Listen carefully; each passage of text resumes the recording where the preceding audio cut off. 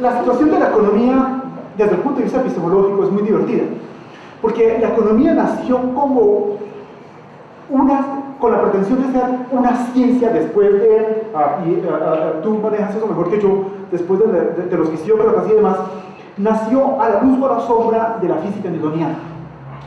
Y entonces la economía fue la primera de las ciencias sociales, por así decirlo, antes de que el concepto mismo se acuñara, que se asumió digamos, con un papel rector. En la medida que pasó el tiempo, la economía ni siquiera es una ciencia social.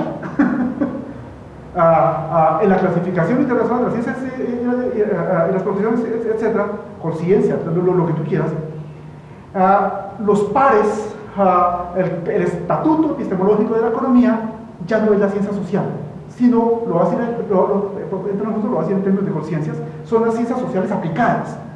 Y en rigor son las ciencias económicas, administrativas y contables. Entonces, de querer ser una ciencia como la física newtoniana, pasa a ser una ciencia social y termina siendo una ciencia cuyos pares son los administradores y los contadores. Entonces, para los que somos economistas duros, pues bueno, eso nos casca. Pero para los que sabemos de historia de la ciencia, de historia y filosofía de la ciencia, por ejemplo, pues no pasaría nada.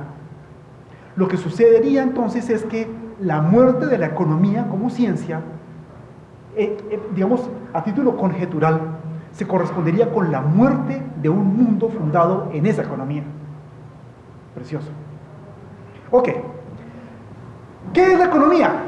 Te presento disculpas por lo que voy a decir. Son 4 cosas y se acabó. Macro, micro, finanzas y comercio. Punto. ¿Cierto? Y la historia de las doctrinas económicas, eso es una materia secundaria. Importante, pero secundaria. Ahora bien, desde otro punto de vista, y esto tampoco es complicado, la economía se condensa, si me permites, en 4 momentos. Eso, el modelo clásico, el modelo neoclásico, las economías de escala, ahí entra Max Neff y demás, y más recientemente la sostenibilidad, o como algunos prefieren llamarlo, el modelo de desarrollo sostenible o desarrollo humano sostenible. La sugerencia es que estos 4 modelos son una sola y misma cosa. Lo que hay es una atenuación del tono crítico, duro, fuerte de defensa del capitalismo, del sistema de libre mercado, de producción, por ejemplo, producción de productos con ciclos de vida cada vez más reducidos, etc., cuando vamos de atrás hacia adelante. Pero a pesar de los matices o las diferencias que tú quieras establecer, los 4 modelos son una sola cosa y tienen un elemento común que nos permite identificar que están exactamente en el mismo paquete, en el mismo cajón, en el mismo costal. Y ese elemento es el hecho de que los 4 modelos, clásico, neoclásico, economía de escala y desarrollo sostenible o desarrollo humano sostenible, son, tómalo como quieras, antropológicos o antropomórficos o antropocéntricos. ¿Cuál es el escándalo con el hecho de que sean antropológicos, antropomórficos o antropocéntricos? Eso, asumen abierta o tácitamente la idea de que el ser humano ocupa un lugar superior y está destacado sobre la naturaleza, una idea que en la civilización occidental se remonta hasta la mitología hebrea y cosas como esas, ¿cierto?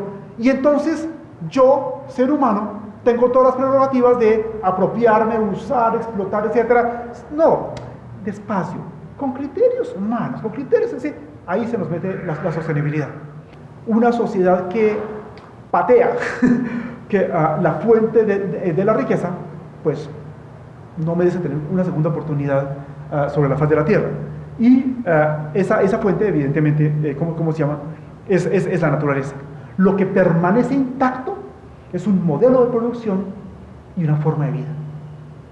Un modelo de producción que métele los matices que tú quieras, una forma de vida que métele los matices que tú quieras, permanece intacto. Y eso hoy viene a expresarse, pero es una expresión, ¿no es cierto? Es solo una expresión en cosas como el hiperconsumo, el agotamiento de recursos naturales, etcétera, etcétera. Si tú lo quieres, incluso si lo quieres, suponiendo que tú y yo tengamos una determinada concepción o preconcepción del ser humano, los seres humanos, etcétera, eso no se erosiona para nada. Se inscribe en una comprensión más amplia que la comprende y la hace posible, que es una concepción sobre la vida. Y entonces, el tema que aparece inmediatamente es el de las relaciones entre cosas que los economistas duros habitualmente no estábamos acostumbrados o acostumbradas a trabajar. Ciencias de la vida, nueva biología, desarrollo, ecología, ciencias de la tierra, etc. Entonces, es imposible, cualquiera que sea mi aproximación a la economía, es imposible hacer economía y tanto más trabajar temas de desarrollo si yo no tengo una idea básica de lo que es la vida, de lo que son los sistemas vivos. Yo no puedo hacer política en términos de equidad, yo no puedo hacer política en términos de democracia, lo que tú quieras, si no tengo por lo menos una idea básica, primaria, de lo que es la vida, de lo que son los sistemas vivos. A lo mejor en lo que hemos llegado a entender, digamos, una clasificación de los sistemas vivos, es que hay tres cosas, tres ámbitos, pero semánticamente hablando, eso es muy bonito, ya no hay reinos, hay tres dominios. Y la noción de dominio implica efectivamente que hay permeabilidad, que hay dependencia, que hay cooperación, que hay... Eso es muy lindo, porque justamente en esa historia, el concepto de selección natural del darwinismo, ¿cierto?, se desplaza a lugares muy secundarios, porque por muchos caminos hemos aprendido la noción de cooperación.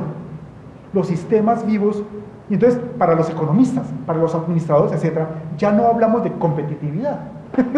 Entonces podemos pensar que ya no es necesario concebir a la economía en el sentido amplio de la palabra y a las relaciones entre economía y Estado, y eso se llamaba economía política. Tercera nota de pie de página. Esta es un poquito más elegante. Lo que ayer se llamaba economía política, hoy se llama políticas públicas.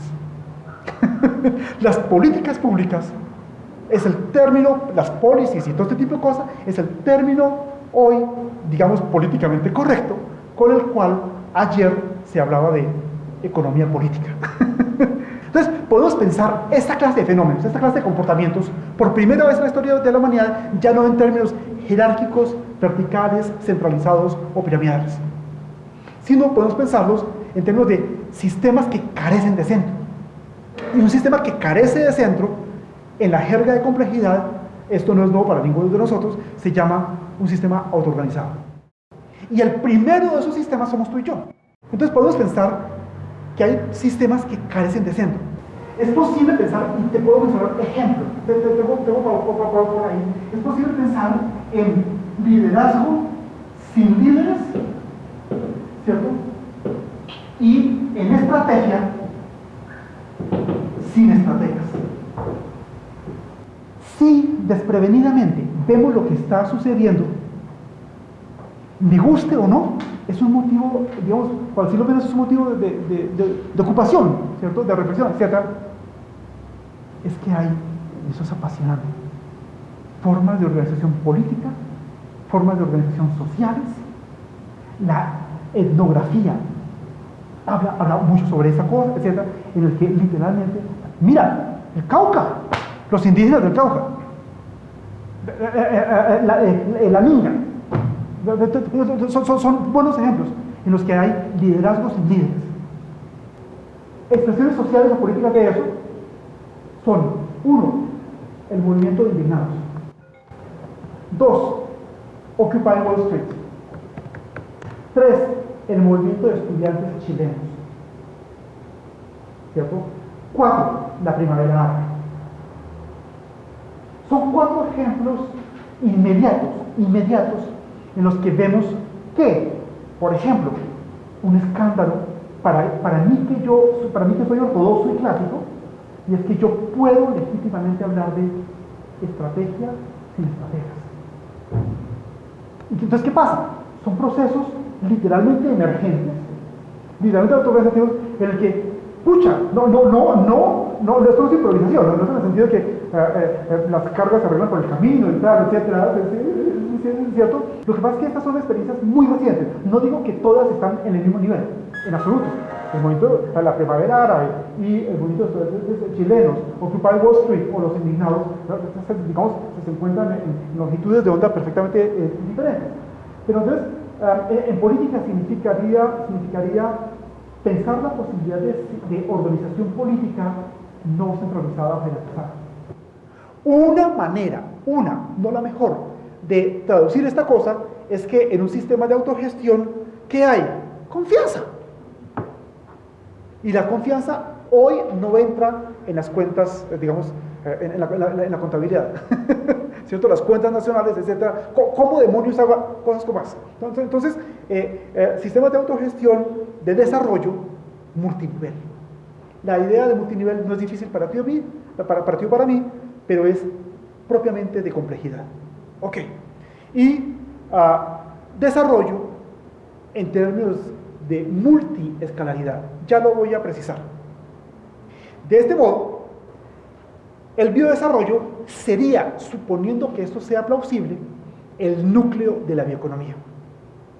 Entonces, el núcleo, pero con esa observación que hacíamos, en el concepto de bioeconomía, economía es el sufijo que pivota alrededor del núcleo que es la vida. Es decir, no es difícil trabajar, hacer posible una economía en función de la vida, no en función del mercado, no en función de los sistemas de producción, no en función de la distribución y así sucesivamente, ¿cierto? Entonces, no sé si me hago entender, aquí el foco de la mirada se desplaza, digamos, de manera fuerte. Y entonces, lo que aparece son temas, por ejemplo, como exaltación, posibilitamiento, gratificación, etcétera, qué sé yo, simplemente para hacer el contraste. El sentido de esta transparencia es hacer el contraste. Mientras que primaban sistemas de egoísmo, de individualidad, etcétera, podemos exaltar principios de conciencia social, de conciencia natural, etcétera, sin que estemos hablando de ambientalismo y ciertamente no en el sentido ingenuo de la palabra. Me interesa mostrar el contraste, ¿cierto? Organizaciones jerárquicas, sistemas de autoorganización, control, autoritarismo, cooperativismo. Los que somos economistas duros conocemos la crisis inducida del sistema cooperativo que se produjo en el 97-98, cosas como esas, ¿es cierto? El término de competitividad, en fin, ya lo viste. Pensar la bioeconomía, George Scurrerer, 1, 2, pensar la economía ecológica, 3, pensar la ecología política, significa concomitantemente pensar temas de decrecimiento económico. ¿Cierto? Hasta los chinos, y lo digo solo como un ejemplo, no como un argumento, hasta los chinos están hablando ya de la importancia de decrecer, ¿cierto? ¿Por qué? Porque si el crecimiento chino es análogo al de Estados Unidos, etcétera, pues aquí estamos llevados todos, ¿cierto? Un país pobre como este, etcétera, lo que tiene que hacer es crecer, porque si no, ¿cómo vamos a resolver la pobreza? ¿Y cómo vamos a resolver los temas de equidad y cosas como esas? ¿Cierto? La noción de... Y entonces, no, hay que crecer. Lo que pasa es que la perversidad es que el crecimiento, por eso Colombia no ha crecido, el crecimiento principalmente se ha venido dando en el sistema financiero. ¿Qué implicaría cosas como estas? No sé, sistemas de trueque, que ya en prácticas locales se ejecutan. 1, 2, lo que se denomina genéricamente como consumo responsable. Voy a colocar un ejemplo caprichoso. Yo quiero poner en mi casa un cuadro, entonces necesito un chazo. Bueno, no tengo, entonces no me preguntes por qué razón. Me fui al Home Center o a donde sea y me compro el taladro para poner el cuadro. Listo, me quedó muy lindo, tal. ¿Y qué hago con el bendito taladro? Lo guardo ahí, para cuando lo necesite. ¿Cuál es la idea básica? Esto se dice fácil, pero es endemoniadamente complicado. Vivir mejor. Vivir bien, vivir mejor. Solo como una provocación, te lo voy a mencionar con un ejemplo budista, a título provocativo. Y es para mencionar el tema del consumismo y del hiperconsumismo. Yo estoy en un restaurante, o yo voy por la calle, o cosas como esas, o entro en una pastelería, lo que tú quieras. y yo veo cualquier cantidad de cosas ricas. Y bueno, no, sí, yo me provoco y me antojo y cosas como esas. La pregunta, lo digo como una provocación, en términos budistas sería, ¿pero tú necesitas eso? No, tú no lo necesitas, ¿cierto? Todo está acá. Entonces, hay muchas cosas en los centros comerciales, lo que tú quieras, que yo no necesito. Esto se dice fácil, pero es endemoniadamente complicado. Entonces, con Deleuze, yo conozco los trabajos sobre el arquetipo, etc. Esto termina, el subtítulo del libro de Deleuze, del arquetipo es Capitalismo y Esquizofrenia. Entonces, el capitalismo es un sistema esquizofrénico. ¿Por qué? Porque me hace desear no solamente ya la cosa, sino que me hace desear el deseo. Entonces, ¿yo por qué quiero ese morral rojo? Porque tú lo tienes. ¿Y yo por qué quiero ese esfero rojo? Porque tú lo tienes. Entonces, yo termino deseando el deseo del otro. Y eso literalmente es la esquizofrenia. ¿Sí me explico? Porque me desdoblo. O sea, sí, Marx ya hablaba de alienación, de enajenación. Listo, lo que tú quieras. Entonces, la cochinada de ese sistema es que me ofrece no solamente productos de ciclo corto, sino productos que yo, quien quiera que diga yo, si lo pienso bien, no necesito. ¿Cómo podríamos quizás aterrizar esto en un país como el nuestro? Colombia es un país estratégico mundialmente. Te lo voy a decir, te presento disculpas porque es ingenuo, tú tienes mejores elementos que yo frente a esto. No es cierto que el capitalismo se divida en países productores y países consumidores. Digamos, el capitalismo no es tan bobo como eso. El capitalismo se divide en países productores, países consumidores y países reserva. Colombia es un país reserva, ¿cierto? Entre otras cosas, por eso tenemos la segunda embajada más grande en el mundo. El Amazonas ha sido declarado, por ejemplo, interés nacional, y así sucesivamente, ¿cierto? Los países reserva en el mundo son los que, si me permites la expresión, denominamos como el grupo B17. Hay un grupo de países que se llaman, en otro libro lo hemos llamado así, el grupo B17, y son los 17 países megadiversos. ¿Cuáles países son megadiversos? Aquellos que tienen una enorme diversidad que metodológica, analítica o epistemológicamente se divide en tres, pero que es una sola. Diversidad natural o biológica, diversidad cultural y diversidad genética. Colombia es el segundo país megadiverso del mundo, después de Brasil. Casi todos los países megadiversos los encontramos, Ecuador es otro, qué sé yo, los encontramos, ¿cómo se llama?, en la zona ecuatoriana, aproximadamente. Entonces, por eso Costa Rica dice, bueno, no sé, por ejemplo, a propósito de mercados de carbono, si yo le cuido de ese papel, me paga. Cosas como esas, ¿cierto? Somos un país rico. Aunque, bueno, en fin, eso sí. La ecuación que, si me permites, propongo para pensar toda esta carrera, una ecuación es simplemente, la ciencia no son ecuaciones, las matemáticas no son ecuaciones. Te suplico un favor, las matemáticas no son ecuaciones. Las ecuaciones simplemente cumplen una función y no más. Y es condensar en una expresión lo que yo necesitaría mucho carrete y mucho tiempo para explicar. Entonces, la pinche ecuación que te propongo es que el biodesarrollo consiste en crecimiento económico negativo, es decir, decrecimiento, ¿cierto?, multiplicado por potenciación de la vida, posibilitamiento de la vida, gratificación, exaltación de la vida en el tiempo. Este es negativo, este crece, supuestas dos variables que tú quieras, dos constantes que tú quieras. Entonces aquí le damos oficio a Fedesarrollo, al Banco de la República, al CIDER, a lo que tú quieras. ¿Cuáles son esas dos variables o constantes? Lo que tú quieras. Los que tú quieras. Tasa de inflación, qué sé yo, balanza de pagos. No te gusta. Entonces, qué sé yo, depreciación de la moneda, consumo de energía, etc. El único favor, y esto no es difícil, es que una vez que tú adoptes una variable A o B, pues no la cambies. Entonces podríamos pensar en qué consiste el desarrollo. Dos variables cualquiera que son decrecimiento económico por potenciación de la vida. Eso implicaría entonces otro modelo de economía.